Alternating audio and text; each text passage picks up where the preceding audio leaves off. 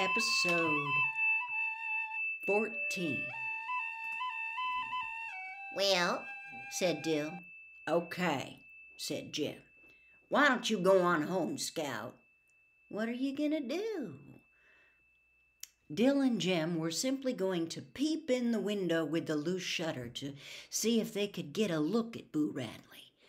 And if I didn't want to go with them, I could go straight home and keep my fat flopping mouth shut. That was all. But what in the Sam Holy Hill'd you wait till tonight for? Because nobody could see them at night.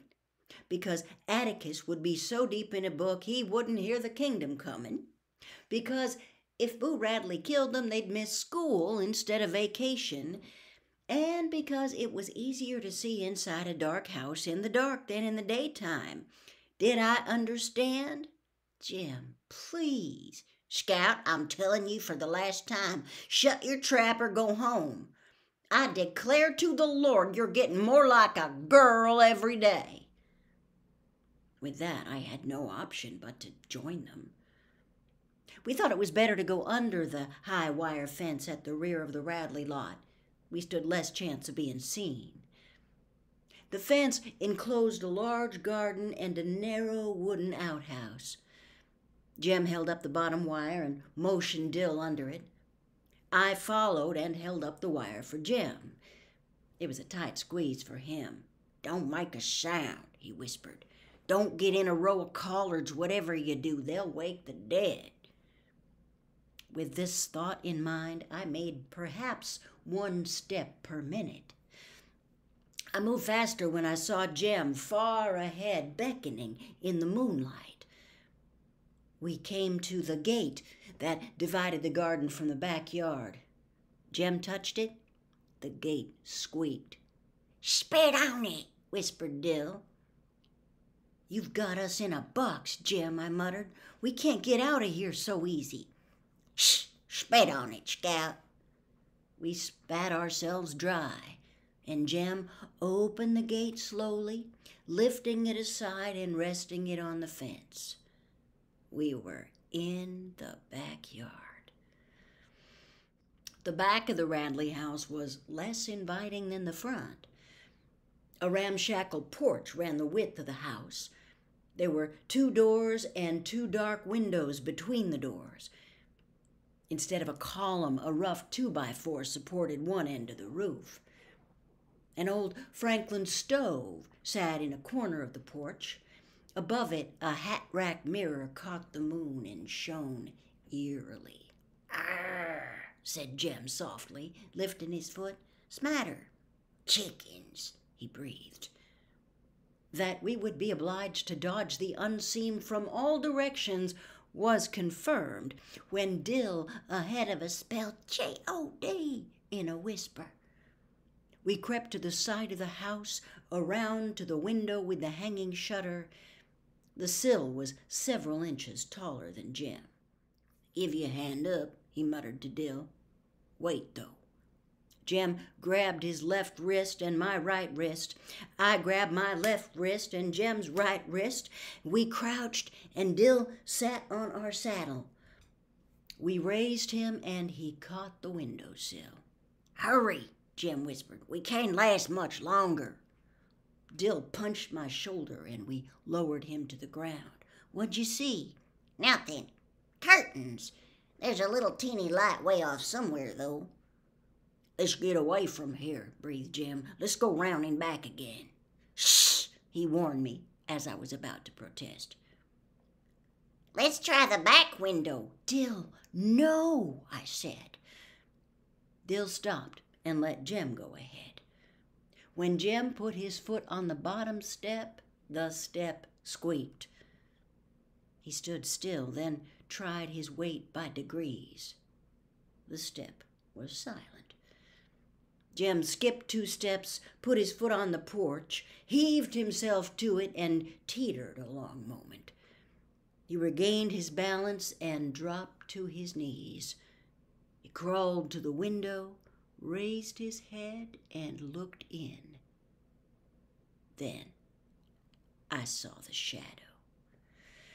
It was the shadow of a man with a hat on.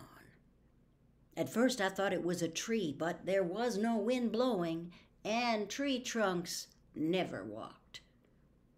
The back porch was bathed in moonlight, and the shadow, crisp as toast, moved across the porch toward Jem. Dill saw it next. He put his hands to his face. When it crossed Jem saw it. He put his arms over his head and went rigid. The shadow stopped about a foot beyond Jem. Its arm came out from its side, dropped, and was still. Then it turned and moved back across Jem, walked along the porch and off the side of the house, returning as it had come.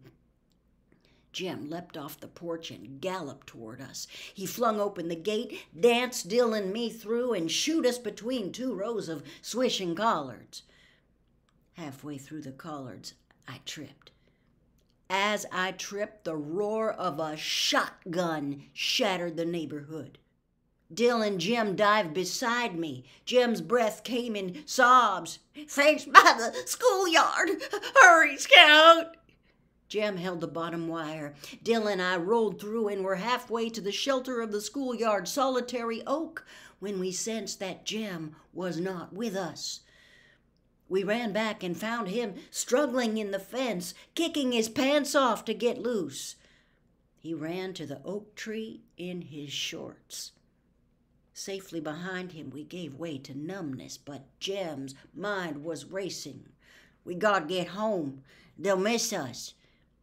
We ran across the schoolyard, crawled under the fence to deer's pasture behind our house, climbed our back fence, and were at the back steps before Jem would let us pause to rest. Respiration normal.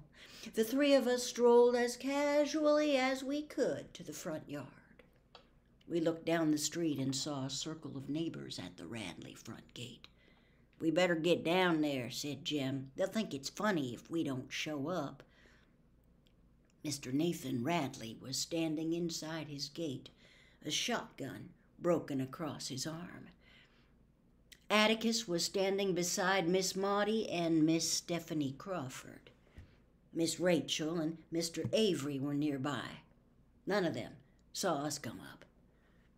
We eased in beside Miss Maudie, who looked around. "Where were you all? Didn't you hear the commotion?" "What happened?" asked Jem. "Mr. Radley shot at a Negro in his colored patch." "Oh, did he hit him?" "No," said Miss Stephanie. "Shot in the air. Scared him pale, though.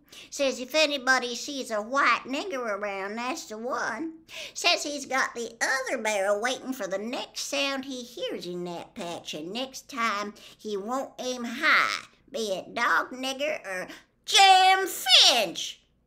"Ma'am?" asked Jem. Atticus spoke. "Where's your pants, son?" "Paint, sir." Pants. It was no use. In his shorts before God and everybody. I sighed. "Mr. Finch?" In the glare from the street light, I could see Dill hatching one. His eyes widened. His fat cherub face grew rounder. "What is it, Dill?" asked Atticus. I won 'em from him," he said vaguely. "Won them? How?" Dill's hand sought the back of his head. He brought it forward and crossed his forehead.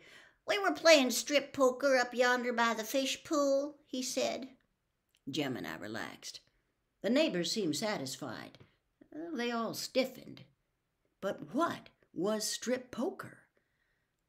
We had no chance to find out. Miss Rachel went off like the town fire siren. "Do Jesus, Bill Harris, gambling by my fish pool. I'll strip poker you, sir." Atticus saved Dill from immediate dismemberment. "Just a minute, Miss Rachel," he said. "I've never heard of 'em doing that before. Were you all playing cards?" Jem fielded Dill's fly with his eyes shut. No, sir, just with matches. I admired my brother. Matches were dangerous, but cards were fatal.